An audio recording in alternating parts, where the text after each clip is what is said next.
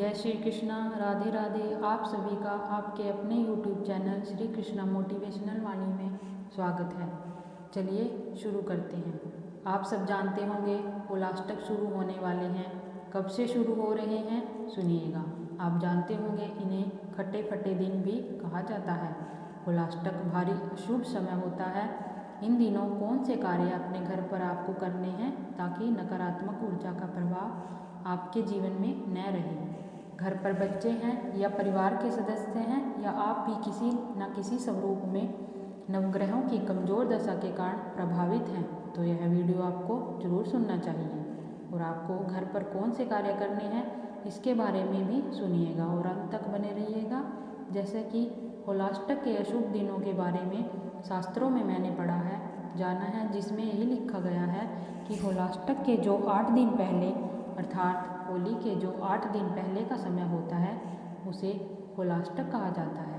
शास्त्रों में इसके पीछे कहानी छुपी हुई है। उसमें वर्णित है, कहा जाता है भक्त प्रहलाद को उनके पिता हिरण्यकश्यप ने इन 8 दिनों में घोर यातनाएं दी थी। इस कारण से जिस समय खूब सारी नकारात्मक ऊर्जा इतनी प्रभावी हो जाती है कि ग्रहों की जो चाल ढाल होती है वह कमज़ोर अवस्था में होती है। पूरे ब्रह्मांड में नकारात्मक ऊर्जा इस तरह से प्रभावित होती है कि यह मानव जीवन को सीधे प्रभावित करती है। और होली के 8 दिन जाने जाते हैं भारी अशुभता के लिए और साथ के साथ इन दिनों में किसी भी नए शुभ काम की शुरुआत भी नहीं बिल्कुल की जाती। साथ के साथ आप सभी इस बात का ध्यान रखें कि होलाष्टक के दिनों में किसी भी व्रत का उद्यापन अगर आपको पड़ जाए तो बिल्कुल भी आपको नहीं करना है। पूरी धरती कांप उठती थी जब हिरण्यकश्यप ने अपने भक्त जो कि श्री नारायण के परम भक्त प्रहलाद को घोर यातनाएं दी। इस दिन इस कारण से भी और अन्य भी कई कारण हैं, कई कहानियाँ छुपी हुई हैं इस होलाष्टक की, तो इन दिनों को कटे फटे दिन के रूप में भी जाना जाता है। तो आप अपने परिवार का विशेष ध्यान रखिएगा। शास्त्रों में वर्णित है कि होलाष्टक के दौरान कभी भी किसी भी नए कार्य की शुरुआत तो नहीं करनी है। साथ ही बाल खुले छोड़कर घर से बाहर शाम के समय, रात्रि में या पूरे दिन भर में भी नहीं जाना चाहिए। सभी अपनी मान्यता अपना कारण है। इतना नकारात्मक प्रभाव इनका जीवन में देखा जाता है कि इस दौरान कोई नया शुभ काम जो 16 संस्कार के कोई भी कार्य होते हैं उनकी पूर्ण रूप से मनाही होती है। ऐसे में किसी का कुछ दिया हुआ शाम के समय मीठा या कोई भी वस्तु हो सकती है या चौराहे पर आपका आना जाना हो, क्योंकि समाज में तंत्र विद्या करने वाले भी बहुत लोग हैं। कई तरह के गलत उपाय भी करते हैं अपने आप को बलवान बनाने के लिए और साथ के साथ दूसरों को हानि पहुंचाने के लिए। तो आप अपना और अपने बच्चों का विशेष ध्यान रखें। होलाष्टक के इन 8 दिनों में आप घर में रात्रि को बाहर कपड़े भी न डालें। इस बात का ध्यान रखें। वाहन चलाते हुए भी आप अपना बहुत अधिक ध्यान रखें। भारी दुर्घटना, हवाई जहाज की यात्रा या कोई भी कार्य करते हैं तो बहुत अधिक सोच समझकर भगवान का स्मरण करते हुए ही घर से निकलिएगा। और बहुत अधिक किसी पर विश्वास या इस समय किसी न किसी रूप में कहने का अर्थ है आदमी सही है, अपना भाग्य परंतु गलत है।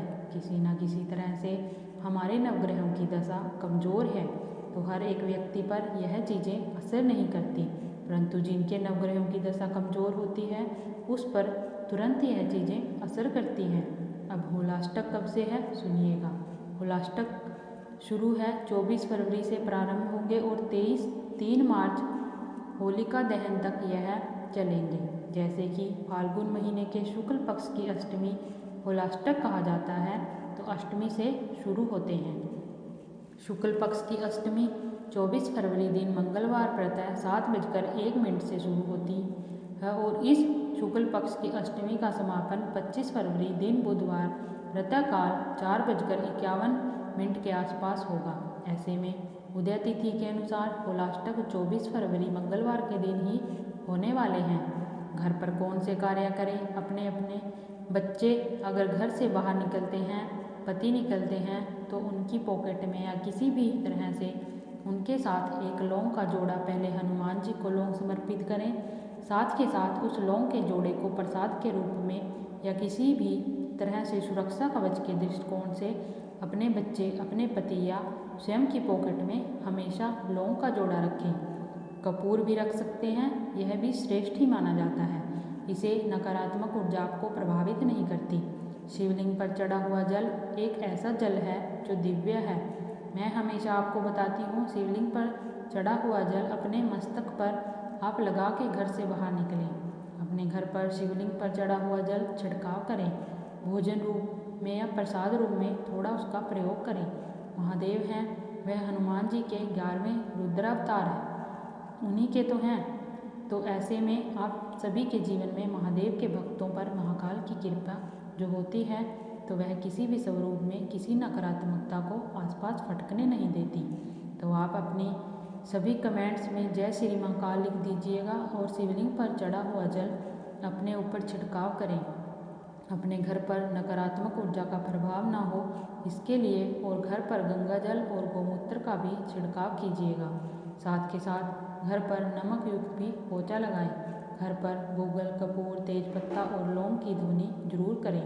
घर में हनुमान चालीसा, ओम नमो भगवते वासुदेव देवाय या महामृत्युंजय मंत्र इत्यादि का ज़्यादा से ज़्यादा आपको श्रवण करना है, जाप करना है, और ज़्यादा से ज़्यादा अपने घर पर इनको आपको चला के रखना है।